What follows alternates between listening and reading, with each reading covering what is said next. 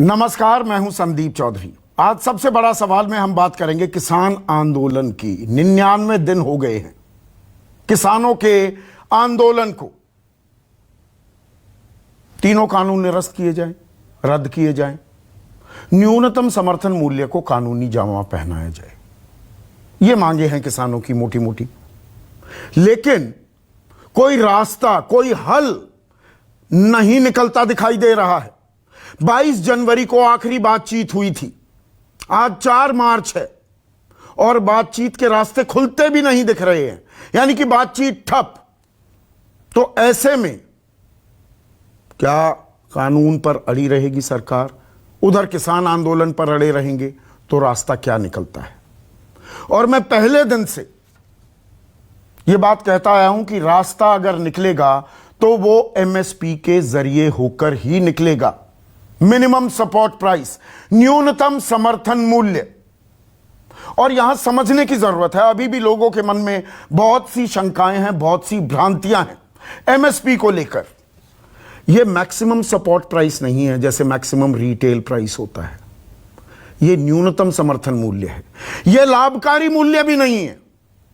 किसान यह नहीं कह रहा कि हमें ऐसे दाम दे दो कि हमारी बल्ले बल्ले हो जाए लेकिन देश की अर्थव्यवस्था की रीढ़ टूट जाए। न्यूनतम, इसे समझने के लिए मैं मिनिमम वेजेस की बात करना चाहूंगा। मिनिमम वेज, न्यूनतम आप किसी को भत्ता क्या दोगे। और यहां पर 1 अक्टूबर 2020 से न्यूनतम जो वेजेस हैं वो लागू किए गए थे। उनके नए आंकड़े, ये ministry of labour and employment के आंकड़े हैं, और इसमें न्यूनतम जो भुगतान आप किसी को करोगे, मजदूर को, 400 रुपए से नीचे नहीं हो सकता है। अनस्किल्ड हो 400 रुपए, थोड़ा सा स्किल ज्यादा हो, सेमी स्किल्ड उसको आप कह सकते हैं, तो वो 427, स्किल्ड 475, हाईली स्किल्ड 528। अलग अलग हैं। अगर आप खदानों में काम कर रहे हैं, ऊपर काम कर रहे हैं, या अंदर जाना पड़ रहा है, माइंस के अंदर जा रहे हैं, उसमें अलग आंकड़े हो जाते हैं। 427, 534, 639, 745, ये सारे ऑर्डर्स मेरे पास हैं। अब आप कहेंगे ये क्यों समझा रहे हैं? इसकी वजह है, एक मजदूर भी, अनस्किल्ड लेबर, कम से कम देश में उसे 400 रुपए प्रतिदिन मिलेंगे, यानी कि 12,000 रुपए महीना। और किसान की आय कितनी है? 8,670 रुपए, मात्र 8,670 रुपए, 86%। अब यहां भी समझने की जरूरत है। बहुत से लोगों को यह लगता है, अरे किसान तो मर्सिडीज में घूमते हैं, पजीरो में घूमते हैं, सैकड़ों एकड़ जमीन है, बच्चे बोर्डिंग में पढ़ते हैं, जीन्स पहनते हैं, अंग्रेजी बोलते हैं। इस बात को लेकर भी लोगों के बड़ा पेट में दर्द होता है, जबकि एक आम बात हो गई है आज की तारीख में। इनमें से ये अपवाद हैं, ये किसान इक्का दुक्का हैं। मेरे साथ एक्सपर्ट्स का पैनल है, वो एग्जैक्ट आंकड़ा भी बता देंगे। लेकिन 86% किसान 2 एकड़ या उससे कम के किसान हैं। छोटे मझोले सीमांत किसान इन्हें कहते हैं, यानी कि 10 बीघे जमीन। घर का काम, घर का खर्च निकालना मुश्किल हो जाता है, इसीलिए 4 लाख किसानों ने आत्महत्या कर ली है। एनसीआरबी का यह सरकारी आंकड़ा है, 1996 से यह दर्ज होना शुरू हुआ है। किसान संगठन कहते हैं यह आंकड़ा तो 25 लाख के करीब का है। तो खैर, मैं मुद्दे पर आता हूं। यह लाभकारी मूल्य नहीं है, मजदूरी से भी कम कमाता है किसान। तो न्यूनतम समर्थन मूल्य को एक कानूनी जामा पहनाने में दिक्कत क्या है?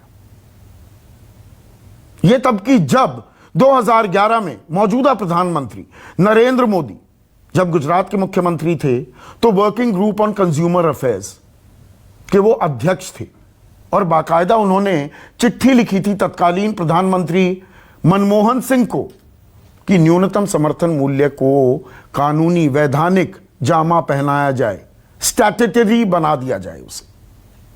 आज सरकार कहती है कि एमएसपी था, है और रहेगा, लेकिन हकीकत यह है, और यह शांता कुमार कमेटी रिपोर्ट ने कबूल किया है, 6% खरीदी ही एमएसपी पर होती है। दाम तो कुछ भी तय कर दिए जाते हैं, दाम पर भी मैं आऊंगा। जो दाम तय किए जाते हैं उसकी मैं थोड़ी आपको बानगी दे दूं। इस बार 1975 रुपए गेहूं का न्यूनतम समर्थन मूल्य था। धान 1868, गेहूं बिका 1100 रुपए में, धान 1200, 1000 रुपए में बिका। जवार 2620, 1300-1400 रुपए में बिकी। बाजरा 2150, 11 रुपए में, यानी कि 1100 रुपए, 11 रुपए किलो बिक रहा है गांवों में, देहात में। मक्का 1850, 800 रुपए में बिका है। उड़द 6000 रुपए, अरहर 6000 रुपए, मूंग 7196, 5000 रुपए में भी बिकी है। यह कड़वी हकीकत है। तो किसानों को लाभकारी मूल्य तो छोड़िए, न्यूनतम समर्थन मूल्य भी क्यों नहीं मिल पा रहा है? और यह न्यूनतम समर्थन मूल्य तय कैसे होता है, इसको भी समझना बहुत जरूरी है। 1967 में, 1966-67 पहली बार न्यूनतम समर्थन मूल्य की घोषणा की गई थी। और यह घोषणा कैसे हुई? 1 अगस्त को 1964 में लाल बहादुर शास्त्री, जिन्होंने एक नारा बुलंद किया था, जय जवान जय किसान, किसानों के हितों की रक्षा करने के लिए एल.के. झा की अध्यक्षता में एक समिति बनाई गई और उसी समिति की रिपोर्ट के आधार पर 1966-67 में गेहूं को एमएसपी दिया जाने लगा। पहले एक आयोग था, वो एमएसपी तय करता था। आज की तारीख में सीएसीपी एमएसपी तय करता है और इसकी एक प्रक्रिया भी लंबी है। अलग अलग इलाकों में किसी खास फसल की प्रति हेक्टेयर लागत, खेती के दौरान आने वाले खर्च, सरकारी एजेंसियों की स्टोरेज क्षमता, वैश्विक बाजार में उस अनाज की मांग और उसकी उपलब्धता आदि आदि, तब यह कीमत तय होती है। और ये सारे आंकड़े, ये सारी जानकारी सीएसीपी को, commission for agricultural cost and prices को कौन देता है? वो खुद नहीं जुटाते।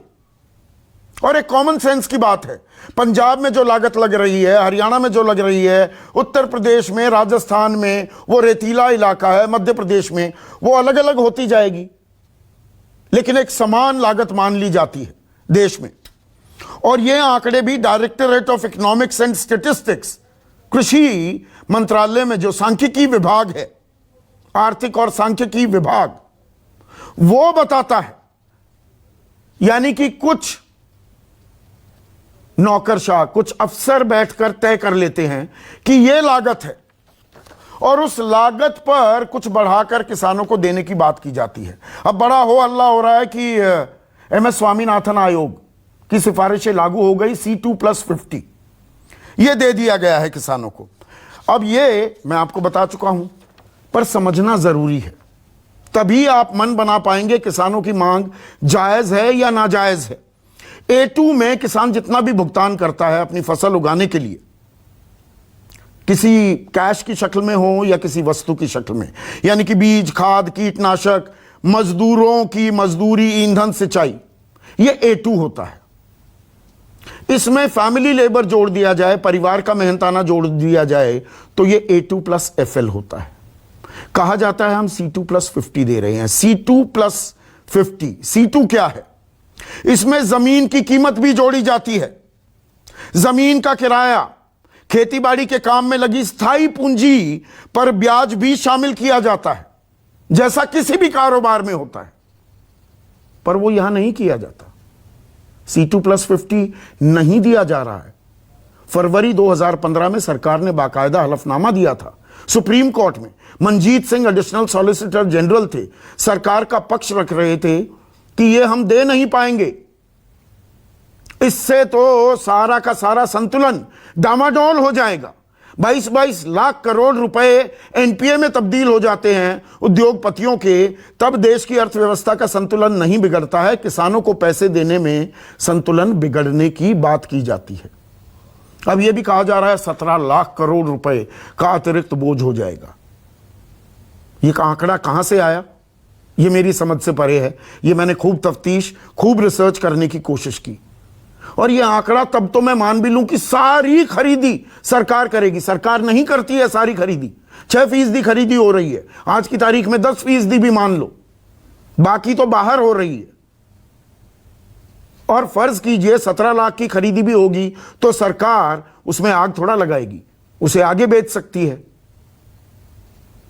तो ये अपने आप में कुछ ऐसे सवाल हैं जिनके जवाब जरूर तलाशने होंगे। और आज कार्यक्रम क्यों कर रहा हूं? क्योंकि स्पेन ने पिछले साल एक कानून बनाया कि कॉस्ट ऑफ प्रोडक्शन से नीचे कोई भी खरीदी होगी, वहां किसानों को बहुत नुकसान हो रहा है। पूरी दुनिया में यही आलम है, बहुराष्ट्रीय कंपनियों का दबदबा है। स्पेन ने कानून बनाया है, 17 फरवरी को यह लागू हो गया है कि लागत से नीचे अगर खरीदी हुई तो 3000 यूरो से 1 लाख यूरो तक का जुर्माना, और कई जगह तो 1 मिलियन यानी कि 10 लाख यूरो का जुर्माना। 1 लाख यूरो, 1 यूरो लगभग 90 रुपए का है, 88 रुपए, तो 90 लाख रुपए तक का जुर्माना। एक्सट्रीम केसेस में 9 करोड़ रुपए का जुर्माना अगर किसान की लागत से नीचे खरीदी हुई। ऐसे ही कानून फ्रांस और जर्मनी में भी बनाए जा रहे हैं। तो यहां इस बारे में हम एक सार्थक चर्चा क्यों करने को तैयार नहीं हैं? यह अहम सवाल है। राकेश टिकैत ने एमएसपी को लेकर ताल ठोकी है, उनकी भी सुनिए। हम तो किसानों के बीच में जा रहे हैं, उनकी फसलें एमएसपी पर नहीं बिक रही। अभी तो ये आंदोलन है, मिनिमम और मैक्सिमम रेट देश में तय होने चाहिए। हमने 20 दिन पहला आटा यहाँ पर लिया बाजरे का, वो 65 रुपए किलो आया, और किसान का 11 रुपए किलो बिक रहा। तो बीच में कहाँ जा रहा? ये जो कंपनियां आ रही है ना बड़ी बड़ी, ये और ज्यादा हालात खराब करेगी, पूरे अनाज को होल्ड करेगी, महंगाई बढ़ाएगी, जैसे आलू में हुआ है। ऐसे में आज का सबसे बड़ा सवाल, न्यूनतम समर्थन मूल्य देने में दिक्कत क्या है? और स्पेन ने भी बनाया कानून, भारत में क्यों नहीं? चर्चा में मेरे साथ बीजेपी की तरफ से प्रकाश चंद्र शर्मा, किसानी को समझते हैं, जानते हैं जमीनी हकीकत को। केसी त्यागी राष्ट्रीय महासचिव हैं, जेडीयू के अहम घटक हैं, एनडीए सरकार की, बिहार में सरकार चला रहे हैं, किसान परिवार से आते हैं, किसान आंदोलनों में शिरकत की है। मेरे साथ सोमपाल शास्त्री, बेहद ही खास मेहमान, देश के कृषि मंत्री रह चुके हैं, और जिस स्वामीनाथन आयोग की लगातार बातें की जाती हैं, उससे पहले जो किसान आयोग था, अध्यक्ष थे सोमपाल शास्त्री। और अगर किन्हीं वजहों से ये ना करते तो आज जो हम एमएस स्वामीनाथन रिपोर्ट कहते हैं वो सोमपाल शास्त्री रिपोर्ट होती। और देवेंद्र शर्मा, देश के फॉरमोस्ट एग्रीकल्चरल एक्सपर्ट, भी मेरे साथ जुड़ गए हैं। देवेंद्र शर्मा, स्पेन में कॉस्ट ऑफ प्रोडक्शन से नीचे, लागत से नीचे अगर दाम मिले किसानों को तो जुर्माने 9 करोड़ तक के जुर्माने, 90 लाख तो लगेगा ही लगेगा। स्पेन, फ्रांस, जर्मनी, समझ में आ रहा है बहुराष्ट्रीय कंपनियां औने पौने दाम में किसानों से माल खरीदती हैं, बाद में वो सब्सिडी भी दे देते हैं। अमेरिका में 42 लाख रुपए की सब्सिडी मिलती है, कनाडा में 11,44,000 की, जापान में 7 लाख की सब्सिडी। हमारे यहां सब्सिडी के नाम पर मिलता है 15,647 रुपए। तो हमारे यहां एमएसपी या लागत सुनिश्चित क्यों नहीं की जा रही? दिक्कत कहां है? देखिए, ऐसे समय पर संदीप जी, जबकि हम देख रहे हैं कि दुनिया में बहुत सारे देश जो है अग्रणी है, वो सब मार्केट ओरिएंटेड एग्रीकल्चर को फॉलो करते हैं, और ये कहा जा रहा है हमें कि मार्केट्स ही किसानों को एक अच्छा दाम देंगी, और इसीलिए ये तीनों लॉ जो है बहुत महत्वपूर्ण है भारत के किसानों के लिए। लेकिन जो स्पेन ने कर दिखाया है, पिछले साल उन्होंने फरवरी में एक लॉ लेकर आए हैं, जिसमें उन्होंने पहली बार ये देखा गया है दुनिया में कि किसी देश ने इतनी हिम्मत की है कि उन्होंने ये कहा है कि किसी भी ट्रेडिंग में अगर कॉस्ट ऑफ प्रोडक्शन कवर नहीं होती है तो वो इलीगल मानी जाएगी। और उसके लिए, जैसा आपने पहले कहा, प्रावधान है 3,000 यूरो से लेकर 1 मिलियन यूरो तक के पेनल्टीज का। अब उसकी इम्प्लीमेंटेशन अभी तक चल रही है क्योंकि उसमें बहुत सी चीजें हैं जो सॉर्ट आउट करनी है, आप सब समझते हैं। और उससे पहले फ्रांस ने भी ये किया था। फ्रांस ने 2018 में एक ऑर्डिनेंस लाकर उन्होंने कहा था कि जो किसानों को जो प्राइस मिलता है, जो रिटेल बेचता है उसको 10% उसमें ऐड करना पड़ेगा ताकि वो किसानों तक वो जा सके। ये प्रेसिडेंट मैक्रोन ने वहां पर ये फ्रांस में किया। उसी के साथ साथ जर्मनी ने भी एक लॉ को अमेंड किया ताकि अनफेयर ट्रेड प्रैक्टिसेस को उसमें एड्रेस किया जाए। लेकिन इंटरेस्टिंग बात यह है कि ये सब बातें जब हो रही थी तो स्पेन ने एक जो कदम लिया है आगे, और जो कि कॉस्ट ऑफ प्रोडक्शन को प्रोटेक्ट करता है कि उसके नीचे ट्रेडिंग नहीं होगी, और यह हर किस्म की फसल के ऊपर है, एग्रीकल्चर की हो, फॉरेस्ट्री की हो, फूड की हो या लाइफ स्टॉक की हो, सबके जो आउटपुट है उसके ऊपर देखा जाएगा कि भाई उनके कॉस्ट ऑफ प्रोडक्शन जो है वो प्रोटेक्ट होती है कि नहीं होती है। और पहले रिटेलर को और अंत के रिटेलर को सबको वो उसको फॉलो करना है, यानी सप्लाई चेन में ये एड्रेस की जानी है। मुझे लगता है कि ये बहुत महत्वपूर्ण डेवलपमेंट है सारी दुनिया और के ये उन देशों में हो रहा है, Devendra Sharma correct me if I am wrong, Spain की बात हो रही है, कानून बना दिया है, 27 फरवरी को लागू हो गया। वहां 5-7% लोग ही खेती करते हैं, अमेरिका में तो 2% है। यहां पर 2/3 जनता किसानी पर निर्भर है। तो 2/3 जनता को एक सुरक्षा कवच देने की बात हो रही है। वहां 2-4%, 5% जनसंख्या के लिए भी सुरक्षा कवच दिया जा रहा है, यहां क्यों नहीं? इंटरेस्टिंग आपने ये एंगल उठाया है, क्योंकि हमारे देश में ये कहा जाता है कि जब खेती में लोग कम हो जाएंगे तो उनकी इनकम बढ़ने के चांसेस हैं, ये कहा जाता है। और यही डबलिंग फार्मर्स इनकम की जो अगर अप्रोच देखें वहां भी यही है कि जो भी 1.8% जो है लोग बाहर निकल रहे हैं, अगर उसको डबल कर दिया जाए या तकरीबन 2.4 कर दिया जाए हर साल जो निकले, तो किसानों की जो इनकम है बढ़ती है। लेकिन इंटरेस्टिंग है कि स्पेन का एग्जाम्पल लें या यूरोप का लें, वहां पर यह देखा गया है कि मैंने अभी एक एनालिसिस कर रहा था संदीप जी, कि स्वीडन जैसे देश में जहां पर की बहुत मिनिस्क्यूल पॉपुलेशन रह गई है एग्रीकल्चर में, वहां तो एग्रीकल्चर की अगर मिनिस्क्यूल पॉपुलेशन है, बहुत कम पॉपुलेशन है, तो उनकी तो इनकम बहुत ज्यादा होनी चाहिए। लेकिन स्पेन के अलावा, स्पेन तो उसमें आ जाएगा कि एवरेज यूरोप की जो डायरेक्ट इनकम सपोर्ट है उससे भी ज्यादा जो है, डबल जो है स्वीडन में किसानों को दी जाती है। और ये डायरेक्ट इनकम सपोर्ट से जो टोटल किसानों की इनकम है वो 54% जो है वो डायरेक्ट इनकम सपोर्ट से आ रहा है, यानी सब्सिडी से आ रहा है। तो ये इसका मतलब है कि उसके बावजूद भी अगर यूरोप में, जैसा कि मैंने कहा कि स्पेन में जो एवरेज डायरेक्ट इनकम सपोर्ट है, उसके बावजूद भी अगर किसानों की इनकम नहीं बढ़ती है, और किसानों के वहां भी प्रोटेस्ट हुए, कई हफ्ते प्रोटेस्ट हुए स्पेन में पिछले साल, और उसके बाद सरकार ने ये स्टेप लिया कि कॉस्ट ऑफ प्रोडक्शन को प्रोटेक्ट करने की उन्होंने बात की कि उसके नीचे ट्रेडिंग जो है वो उन्होंने इलीगल। सोमपाल शास्त्री, एमएसपी में पेच कहां है? एमएसपी को कानूनी जामा क्यों नहीं पहनाया जा सकता?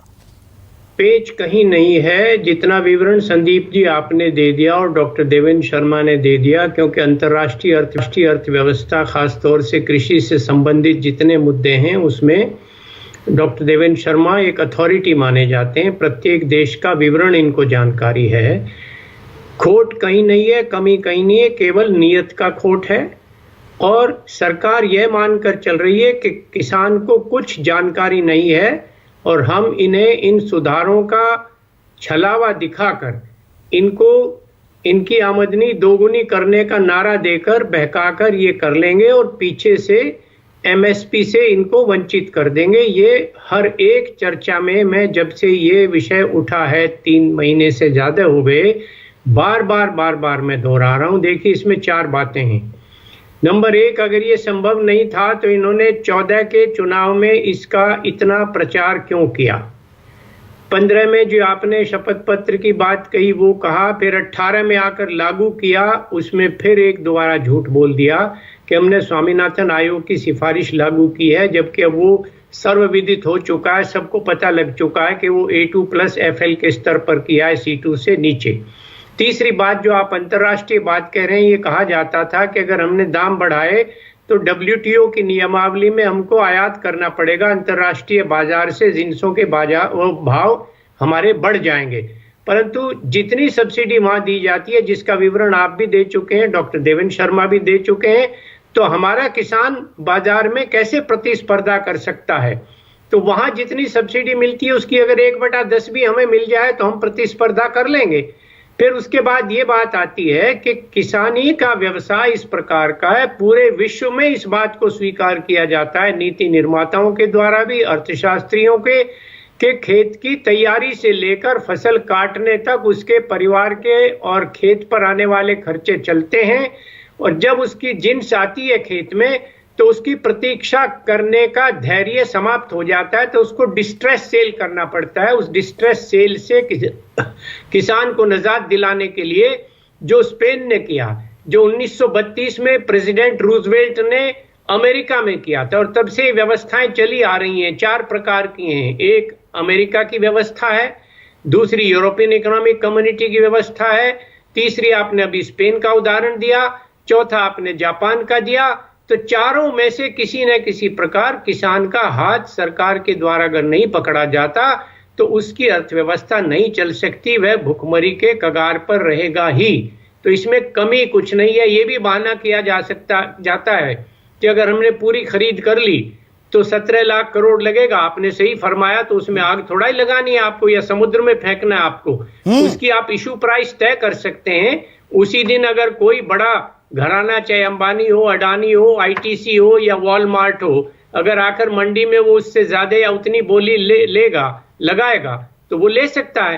तो ये पूरी तरह से भ्रामक खबर फैलाई जा रही है। बहुत से ये काले कोट गुलाबी अखबार वाले बिजनेस पेपर्स जो हैं जी, 17 लाख करोड़, सरकार को थोड़ा सारा खरीदना है और सारा अगर आप खरीद भी लेंगे तो आप बेचेंगे ना। मैं तो और कह रहा हूं संदीप जी, अगर खरीदना भी पड़ा तो लोग क्या अनाज और दाल और तिलहन खाना बंद कर देंगे क्या? उनकी इशू प्राइस तय कर दीजिए। जिसको दाल मिल चलानी है, चावल मिल चलानी है, आटा मिल चलाना है, मैदा मिल चलाना है, दलिया बनाना है, प्रोसेसिंग करना है, तो वो गवर्नमेंट उसकी इशू प्राइस तय कर दे, जो जापान में व्यवस्था है। आज की तारीख में बाजरा 11 रुपए किलो बिक रहा है गांव में। और आप अगर गुरुग्राम में रहते हैं, मैं नोएडा में दुकान में जाकर 1 किलो आटा खरीदता हूं बाजरे का तो 120 रुपए किलो बिक रहा है। जी हाँ, तो सही कह रहे हैं आप। तो उनको जिनको खरीदना है वो तो मार्कअप करेंगे, बल्कि मैं तो उससे आगे गया हूं। मैंने तो ये कहा है कि जो पेरिशेबल कमोडिटी है, दूध है, सब्जी है, फल है, मछली है, अंडा है, इन सब का भी रिजर्व प्राइस तय की जाए, एमएसपी, और मंडियों में उसकी बोली लगे। आज 6-7 हजार मंडी हैं हमारे देश में, चाहिए करीब हमको 42 से 45 हजार मंडी। प्रत्येक मंडी में, अभी मैं कृषि मंत्रालय के किसी अधिकारी ने मुझे बताया, मैं नाम नहीं लेना चाहूंगा, कि 16 रुपया लागत आती है प्रति किलो प्याज की। मैंने अपने खेत पर उगाया था अब से 5 साल पहले, उस समय 7 रुपए आती थी।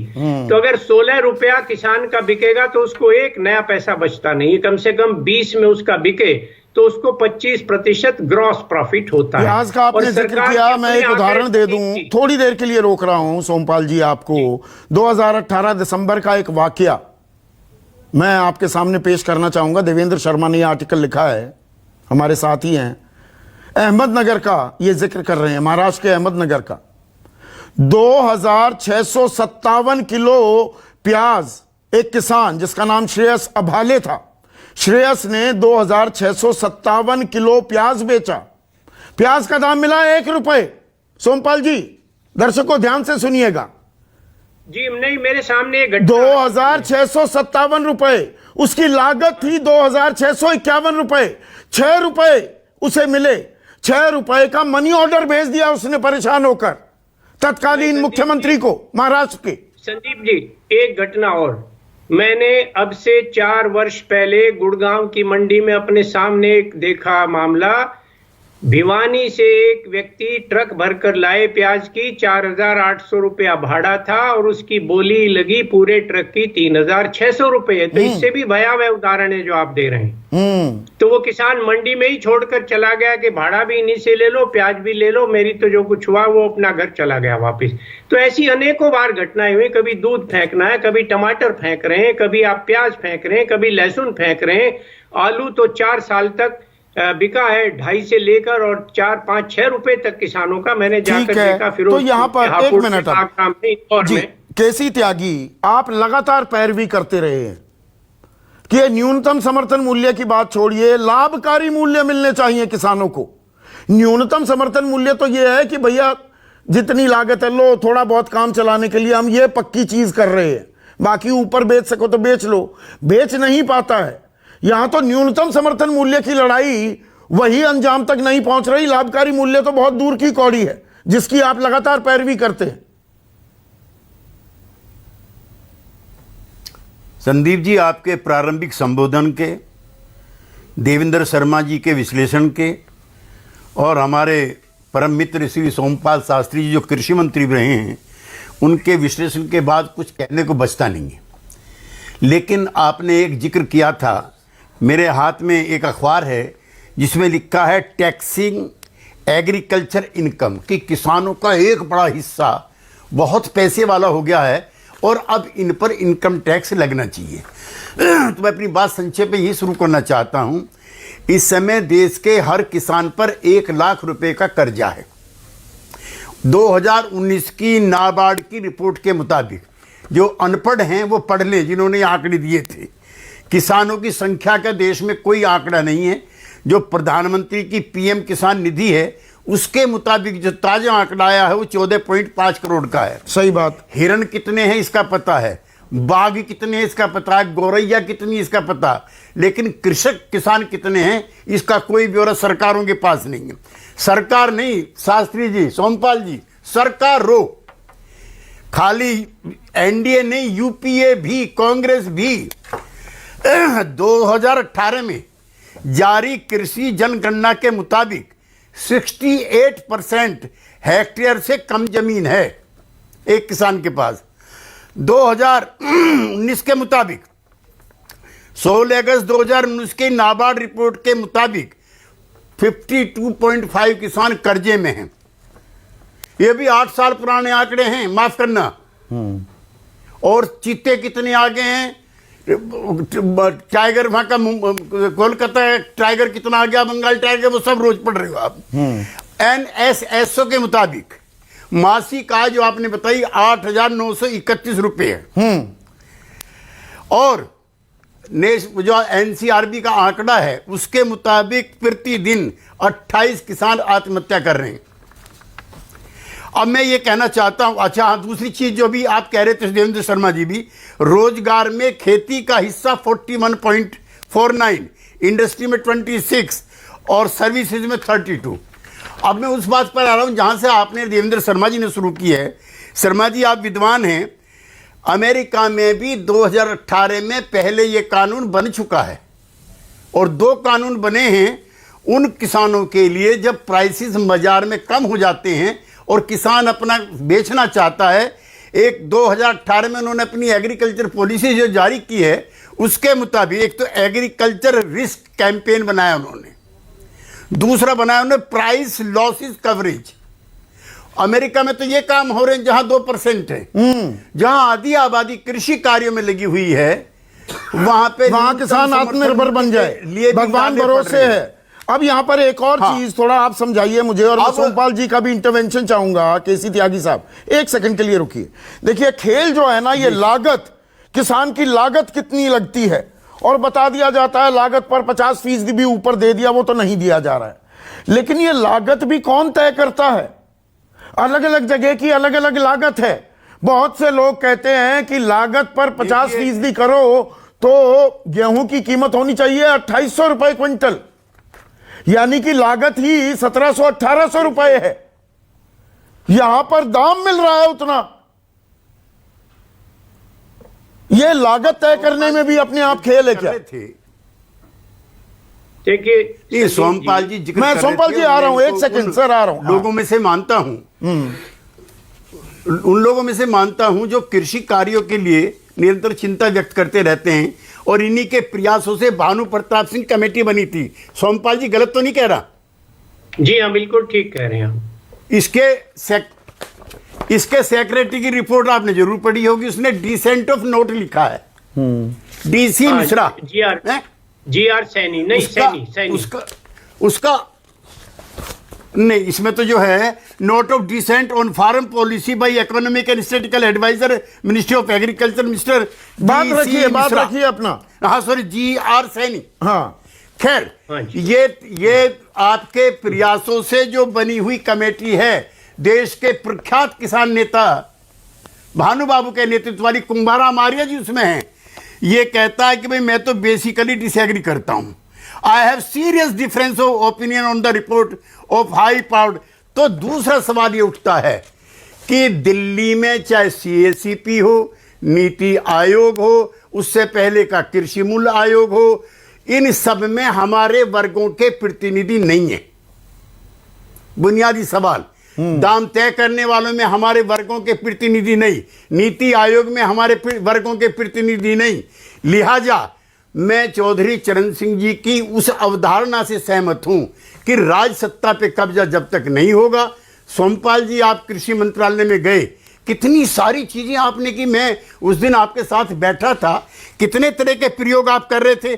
अब जो है जी, मुद्दे पर रहते हैं, मुद्दे पर रहते सवाल हैं। अब हाँ। ये कोई 6 साल का नहीं है, ठीक है। 6 साल 1 का मिनट नहीं है सोमपाल शास्त्री, कि खाली उसके बाद मैं प्रकाश चंद्र मिश्रा, प्रकाश NDA के चंद्र शर्मा पर शासनकाल में जाऊंगा। खराब हो गया। सोमपाल नहीं। शास्त्री को लाइए स्क्रीन पर। सोमपाल शास्त्री, ये लागत कैसे तय होती है? देखिए, किसान लागत कंफ्यूज्ड के- है। नहीं, वो किसान को तो जिस तरह से वे लागत लगाते हैं, किसान को पूछा नहीं जाता। अगर लागत कैसे तय करनी होती है तो आपको, जो आपने directorate of economics and statistics है, उसकी रिपोर्ट देखिए। जो विभिन्न कृषि विज्ञान केंद्र और कृषि विश्वविद्यालय हैं भारत भर में, उनकी तरफ से जो लागत के आंकड़े हैं उनको देखिए।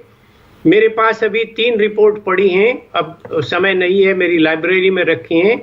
मैंने हरियाणा एग्रीकल्चर यूनिवर्सिटी और पंजाब एग्रीकल्चर यूनिवर्सिटी के विभागों की रिपोर्ट मेरे पास हैं।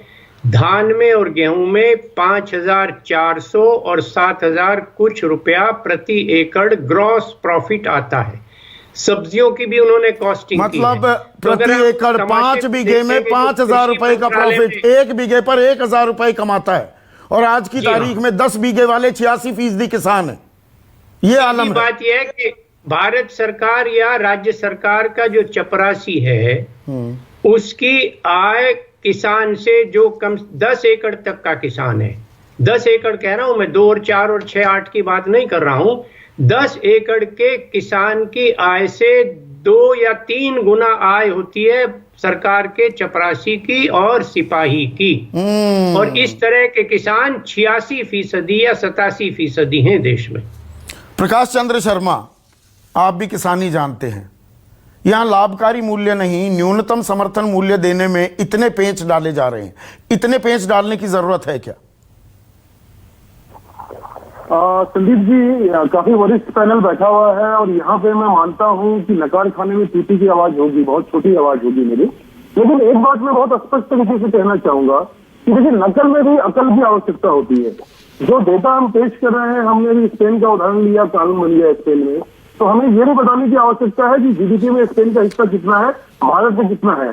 स्पेन में 2.7% कृषि क्षेत्र का स्पेन में हिस्सा है, जबकि भारत का हिस्सा 17.5% है। अमेरिका में कृषि का हिस्सा सिर्फ 8% है। अब आते हैं रोजगार पे। जो रोजगार का डेटा मान लीजिए, नहीं, ये घटा क्यों? एक मिनट, आपने अच्छा आंकड़ा दिया प्रकाश बाबू। ये भारत की सकल घरेलू उत्पाद में, GDP में कृषि का योगदान कभी 50% से भी ऊपर होता था। वो 16, 16.5, 17% क्यों आया? क्योंकि किसान को कभी लाभकारी मूल्य ही नहीं मिला। 8,600, 700 रुपए उसकी मासिक आय है, तो कंट्रीब्यूशन तो घटता चला जाएगा ना। अगर एक चपरासी भी किसान से, बड़े किसान से, 50 बीघे के किसान से दुगना तिगना कमाएगा, तो सकल घरेलू उत्पाद में किसान का योगदान तो घटेगा ही ना। मैं वही कहना चाह रहा हूँ कि अगर पिछले सालों में हम देखिए लगातार, मतलब मैं किसी सरकार को ब्लेम नहीं कर रहा, लेकिन हमने कृषि क्षेत्र की जितनी उपेक्षा नहीं, की मैं है, सारी सरकारों को ब्लेम कर रहा हूँ प्रकाश जी। एक और बिल्कुल इंटरवेंशन, ब्लेम कर रहा हूं, मैं बिल्कुल सारी ब्लेम कर रहा हूं। सरकारों को ब्लेम कर रहा हूँ। 67 से MSP है, ये MSP के खेल में किसान को फंसा रखा है। संदीप जी, मैं वही कह रहा हूँ कि हमारी अर्थव्यवस्था, हमारी नीति नियति कृषि थी, कृषि है, कृषि रहेगी। और यह बात इस सरकार ने जानी है, इस बिल के माध्यम से हमें इसको, जिसके दोनों पहलू देखने की आवश्यकता है। देखिए, आप बराबर कहते हैं कि चर्चा होनी चाहिए, और चर्चा के बाद उसमें कोई अच्छी परिणाम निकले, बुरे परिणाम निकले, हमें दोनों पक्षों को देखना चाहिए। और ये हमें धन्यवाद देना चाहिए सरकार को इस बिल के माध्यम से कम आज मुख्य पैनल पे प्राइम टाइम पे कृषि आया है और हर एक देश का नागरिक उसके लिए चलता है। ये सरकार ने किया है या सरकार ने ऐसे कानून लाए कि उस पर आंदोलन हुआ तो ये मुख्य धारा में आ गया? जी नहीं, बिल्कुल नहीं, ऐसा बिल्कुल नहीं है। सरकार की कोई मंशा नहीं है। देखिए, सरकार में दो तरह के लोग हैं। कुछ लोग हैं जो विरोध में हैं, जो बड़े किसान हैं, जो मूलतः बड़े किसान हैं, जो अपने आप को किसान नेता मानते रहे हैं और उनको लग रहा है कि उनका जनाधार खत्म हो रहा है। लेकिन जो असंगठित लोग हैं, जो 86% से ज्यादा है, उनकी आवाज कौन उठाएगा? क्या सरकार उसके प्रति जिम्मेदार नहीं है? उसकी बात कौन करेगा? अच्छा, छोटे किसानों के लिए ये छोटे किसान नहीं है, उसकी बात कौन वो छोटे करेगा? किसानों के लिए बिहार में एपीएमसी कानून हटाया गया था 2006 में। किसानों की आमदनी, आम किसान की तो 8,600-700 रुपए है, बिहार के किसान की 42,000 रुपए सालाना, 3,500 रुपए मासिक आय है। 3,500। देखिए संदीप, कहिए कि अगर मैं गलत आंकड़ा दे रहा हूँ। नहीं, मैं आपके किसी आंकड़े को वो नहीं कर रहा, मैं किसी आंकड़े पे आपकी विवाद क्रिएट नहीं कर रहा, बट मैं दूसरा पहलू आपको दिखाना चाह रहा हूँ। हम छोटा रिश्ता उठा रहे हैं, 16 में था, प्रॉब्लम हुई, लेकिन हम देश को ये भी माने ना कि एक देश होने के बावजूद एक कानून नहीं था। आज वहाँ से किसान अपना बिल काट के, पंजाब के जो बड़े किसान है, आड़तिये हैं, वो मतलब चावल लाते हैं, वो वहाँ से दाल लाते हैं और वहाँ बेचते हैं। पिछले सालों में इंपोर्ट बिल क्यों बढ़ा? हमारे यहाँ दाल का उत्पादन हमने बंद कर दिया। क्या हमें दाल की आवश्यकता नहीं थी? और सिर्फ हम अपने आप को 50% से ज्यादा जो पेरिशेबल आइटम है, फल है, सब्जियां हैं, हमारे यहाँ करके खराब हो जाते हैं। इसके लिए हम आज तक क्यों नहीं? न्यूनतम समर्थन मूल्य को कानूनी जामा पहनाने में क्या दिक्कत है? प्रधानमंत्री ने भी ये सिफारिश की थी 2011 में। देखिए, प्रधानमंत्री ने की है और प्रधानमंत्री ने जो कहा है उस पर काफी बड़े स्तर तक बिना कहे काम किया है। अगर मैं आपको डेटा दिखाऊं कि 2009 से लेकर 2013 तक 2 लाख करोड़ का हमने धान परचेज किया। पिछले 5 सालों में 4,95,000 करोड़ का हमने धान परचेज किया है। 140% से ज्यादा की वृद्धि है। अगर मैं बात करूं गेहूं के एमएसपी, तो उसे लीगल गारंटी करने में क्या दिक्कत है? 1975 रुपए है। नहीं, सरकार जब कानून लेकर आई थी, अब किसानों से तो बात नहीं की, सहयोगियों से भी बात नहीं की, संगठनों से सलाह मशवरा नहीं किया, अब प्रचार प्रसार की बात हो रही है। हो रही है ना? बात नहीं हो रही संदीप जी। कुछ फूफे हैं जो नाराज हो गए, कुछ घर के सदस्य हैं जो नाराज हो गए, लेकिन उनका रोल भी है। सरकार उनकी बात मान रही है और लगातार चर्चा की। नहीं, क्या आर्थिक बोझ पड़ जाएगा सरकार पर? न्यूनतम समर्थन मूल्य को जनवरी के बाद कानूनी जामा पहना दिया जाए तो सरकार पर कौन सा बोझ पड़ रहा है? मैं ये समझना चाह रहा हूँ। देखिए, मैं संदीप जी, देखिए, सरकार, माननीय प्रधानमंत्री, माननीय हमारी जो फाइनेंस मिनिस्टर है, मतलब पार्लियामेंट के पटल से ये कह चुकी है। अब जो बात है इसमें सबकी सहमति और एक मतलब एक पूरा नहीं, आर्थिक बोझ क्या पड़ रहा है सरकार पर? क्या बोझ पड़ेगा?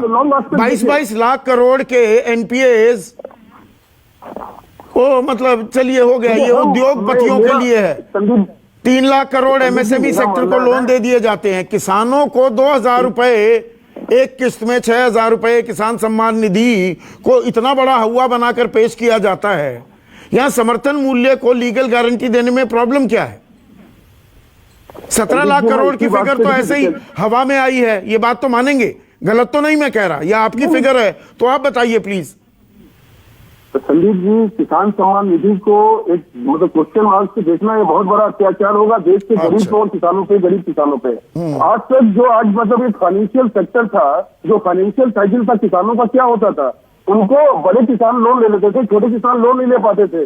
बड़े उद्योगपतियों को, चंद उद्योगपतियों को, 14 करोड़ किसानों को जो पैसे आप दे रहे हैं उससे कहीं ज्यादा पैसा आप ऐसे ही माफ कर देते हैं। नहीं, वो गलत है। मैं वही तो कह रहा हूँ, 60%, 70% एक्चुअल किसान लोन नहीं ले पाते थे। आज कम से कम डायरेक्ट कैश ट्रांसफर के माध्यम से उनके अकाउंट में जब उनको जरूरत होती है उनको मिलता है और एक बहुत बड़ी सहयोग राशि है वो। नहीं, यही तो एमएसपी का खेल आता है। एक मिनट देवेंद्र शर्मा, देखिए 6,000 रुपए किसान दे रही है, बड़ा किसानों को सरकार दे रही है, बड़ा अच्छा कर रही है। अब वही 5-10 बीघे का किसान, फर्ज कीजिए वो गेहूं बो रहा है या मक्का बो रहा है, 10 क्विंटल की बात कर रहा हूं मैं, वो तो 1 बीघे में उग जाएगा। 10 क्विंटल मक्का उसे मिलने चाहिए 18,500 रुपए, 1850 का रेट है। बिका उसका 800 रुपए में, 8,000 रुपए मिले, उसको 10,500 का तो नुकसान ही हो गया। वो इस बात में खुश हो जाए मुझे 6,000 रुपए मिल गए साल में, 3 किस्तों में 2-2 हजार करके।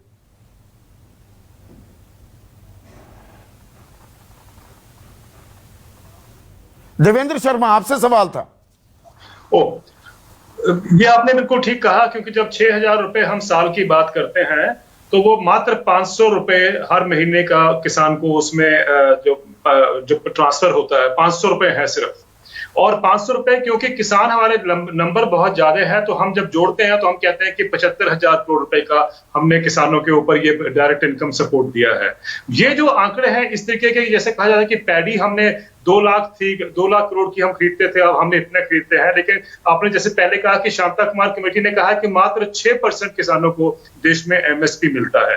94% फार्मर्स जो है वो मार्केट्स के ऊपर डिपेंडेंट है। इसमें सवाल सबसे बड़ा ये उठता है, ये आर्गुमेंट ये दिया जा रहा है कि छोटे किसानों की हम कदर करने हैं, उसकी हम हेल्प करने के लिए ये लॉज लेके आ रहे हैं। लेकिन इंटरेस्टिंग बात यह है कि दुनिया में कहीं पर ये छोटे किसानों के लिए ये लॉज जो है या मार्केट ओरिएंटेड एग्रीकल्चर है वो सक्सेसफुल नहीं हुआ। जब कहीं दुनिया में ये सक्सेसफुल नहीं हुए ये मार्केट रिफॉर्म्स, तो मुझे ये समझ नहीं आता कि हम ये कैसे क्लेम कर सकते हैं कि भारत में वो छोटे किसानों की मदद करें। और यहां पर एक और शांता कुमार कमेटी की आपने रिपोर्ट का जिक्र किया, तो क्या शांता कुमार कमेटी रिपोर्ट ने साफ शब्दों में यह सलाह नहीं दी थी कि जो ये लाभार्थी हैं इनकी संख्या कम करके 40% ले आइए, जो 57 बल्कि 67% के करीब थी, 40% ले आइए और इससे खाद्य सब्सिडी 30,000 से 40,000 करोड़ की खाद्य सब्सिडी बच जाएगी। यह भी लिखा है शांता कुमार कमेटी रिपोर्ट में। एफसीआई को धीरे धीरे डिसमेंटल कीजिए, जो सरकारी खरीद का मेन हमारी एजेंसी है। यही तो डर है किसानों को। आपने बिल्कुल ठीक कहा। अभी जो ये नीति आयोग ने भी उसी बात को आगे लेके एक रिपोर्ट पेश की है, जहां पर वो भी कह रहे हैं कि वो 67% से हम घटाकर 40% कर दें, जो नेशनल फूड सिक्योरिटी एक्ट के अंदर बेनिफिशियरी है। और उसके तहत तकरीबन उनका ये कहना है कि तकरीबन 45,000 करोड़ रुपए का जो है बचत होगी। लेकिन जब आपने बिल्कुल ठीक कहा, जब कॉर्पोरेट के जो बैड लोन्स हैं उसको माफ किया जाता है, तब किसी ने कभी नहीं कहा कि इसको कैसे काम करेंगे। इस तरह के तर्क नहीं दिए जाते। अब मेरे पास 1 मिनट बची है। सोमपाल शास्त्री और केसी त्यागी स्क्रीन पर। केसी त्यागी से शुरू करूंगा, लास्ट कमेंट में चाहूंगा सोमपाल शास्त्री का। केसी त्यागी, एमएसपी की लीगल गारंटी ही रास्ता है? किसानी का मुद्दा अब मुख्य धारा में आ गया है। 30 सेकेंड्स